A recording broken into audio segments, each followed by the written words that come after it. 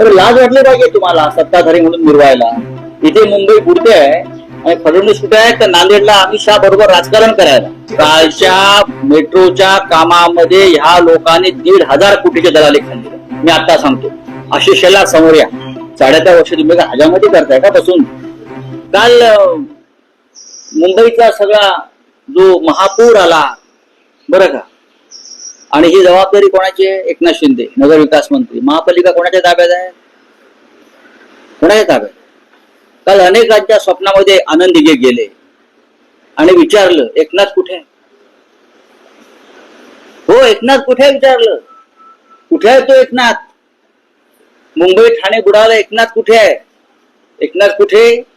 ते लांबूल चलन करण्यात अमित शहाचं. एकनाथ कुठे? तर महाराष्ट्र दोह्यांच्या लांबूल चालनात. लक्षात घ्या, अमित शहाने आम्हाला सांगू नये काय आहे ते. हे शेअर बाजारामधले सगळे दलाल आहेत.